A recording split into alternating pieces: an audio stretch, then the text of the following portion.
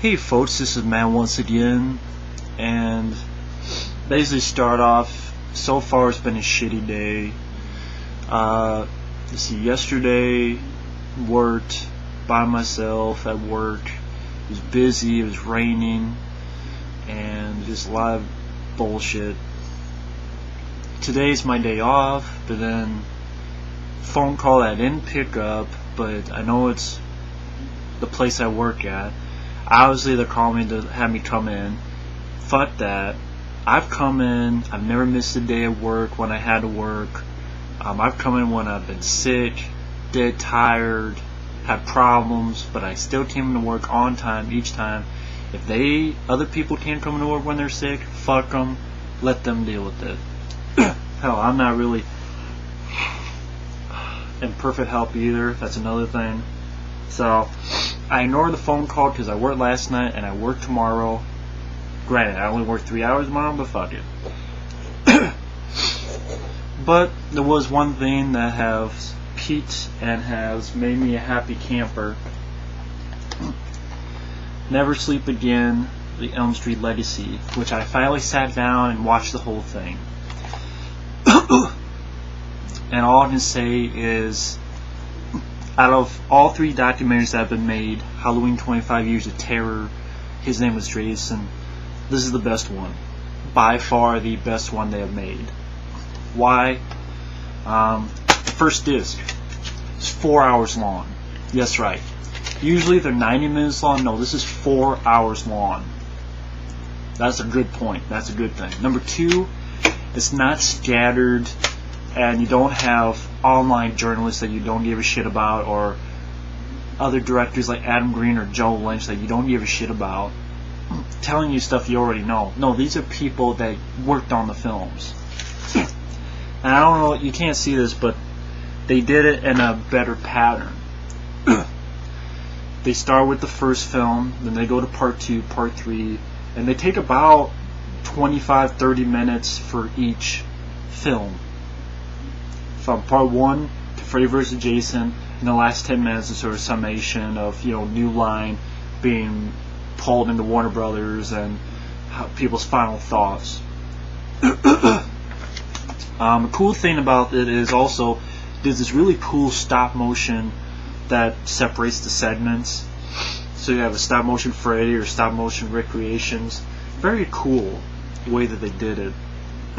And it is 4 hours long, and you find a lot of good bits of info. F-Free, Sierra 12 is here to stay. Let me just start out by saying no, F-Free. They do not talk about the Tuesday night Lisa Wilcox. There's a rumor that later on there might have been lesbian relationship. First off, it's probably just a rumor. Second off, it's never touched on. So, sorry, F-Free, you don't have that. But you found a lot of good bits and pieces, and they interview a lot of folks. Granted, of course, you're not going to see Johnny Depp or Lawrence Fishburne or Patricia Arquette or Ronnie Blakely, who played the mom in the first film. But you do get Rodney Eastman and Ken Sagoes from part 3 and 4. You do get Lisa Wilcox Tuesday night.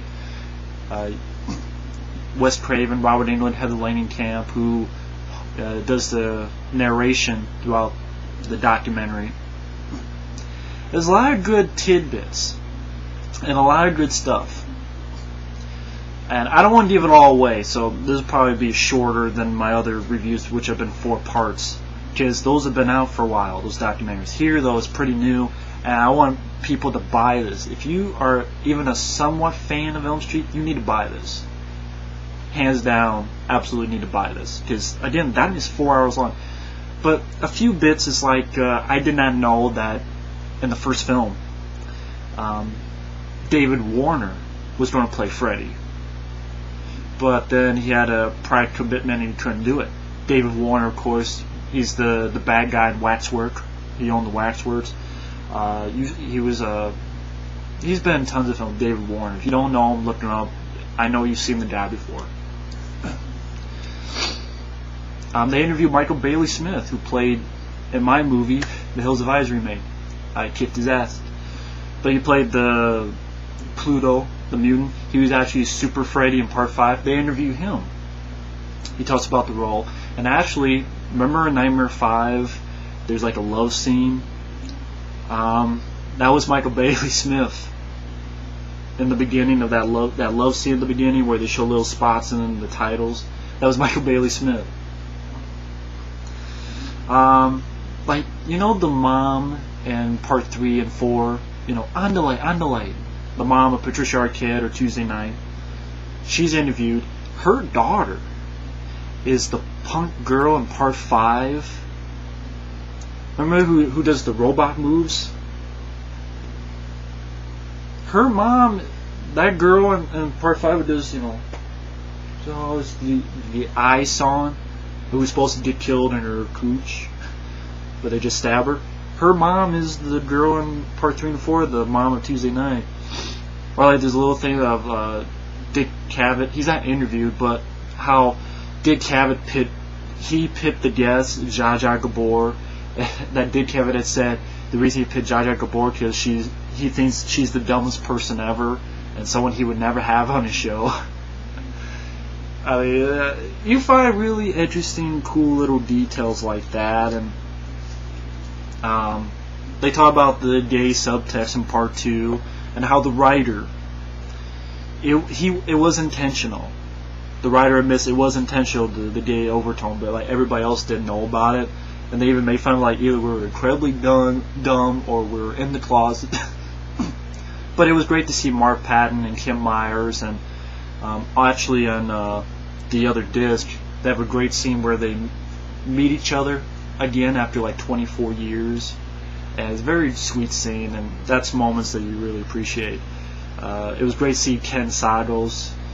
He is Kincaid. But you find a lot of great tidbits, and even in Freddy vs. Jason, they talk a little bit of the other script ideas. They do mention the O.J. Simpson trial thing. So it's like, oh, I'm glad they mentioned that because it's such a crazy idea. They actually mentioned that, and it's actually you have the writer talking about it for a little bit. But that's what I mean. You get a lot of info, and it's 4 hours long. Then, but I'm not going to give any more because it's great to watch. If you're an Nightmare on Elm Street fan, it's a kick to see. The second disc, you have the extended interviews, and weirdly enough, actually in the documentary there is no mention of the remake. So the 4 hours, none of it's put on the remake. So just to let you know on that too. But the extended interviews, and by the way, in the documentary there is like a 5-minute, 6-minute on Freddy's Nightmares TV show, and they talk about the TV show, you know, how, you know, they went for it, and they actually show clips from the TV show. And you have Mick Garris, Tom McLaughlin, who directed Friday the 13th Part 6, he directed an episode, William Malone, Robert Englund, they talk about the show. But going to extended interviews, you find a lot of cool stuff as well. The extended interviews, like Wes Craven mentions Dreamscape. So if Mike OCP Communications is listening, Dreamscape is mentioned. Wes Craven tells about how he watched the film because Dreamscape came out before Elm Street, and how Wes Craven was watching this film about dreams, and there's a guy with claws, and he was just horrified. But then the film wasn't a hit; it sort of disappeared. And so that sort of made Wes Craven a little bit more easy, more calmer. But you find a lot of stuff. For instance, I guess the guy who played Nick Corey, he was trying to be Italian, but really he's Latino, and he actually changed his name to Jesu Garcia. It's J-S-U Garcia. And he did because, you know, not a lot of Latinos, I guess, got roles like that. Like Bob Shea came up with the "You've got the body, I've got the brain." Bob Shea came up with that line, actually. But a lot of stuff, like, you know, Mark Patton, why he quit after part 2, because, you know, they're not really, he didn't want, you know, he knew he was gay and he didn't want people to find out and ruin his life, so that's why he quit after part 2. Like Dan, the guy who played Dan in part 4 and 5, the boyfriend Dan. He actually went into special forces after these movies, which I thought was interesting. I'm not going to give it all away. And they go a little bit more in Freddy vs. Jason's like 20 minutes, actually, extended interviews. They go a little bit more in the different scripts, like the Freddy cult and all that. And there's actually a section of the remake on the extended interviews. And it's like 3 minutes long, and there's not a lot of love for the remake, which is pretty fun. There's one or two people that are okay, like Robert Englund. I think he's sort of like, it happens. But there's some people who are just not really in love with the idea, so that was cool too. Also in the second disc, you have this first look at Heather Langenkamp, I guess, is making a documentary called I Am Nancy. And this is a quick look in which, like, she's going to conventions trying to find Nancy memorabilia, and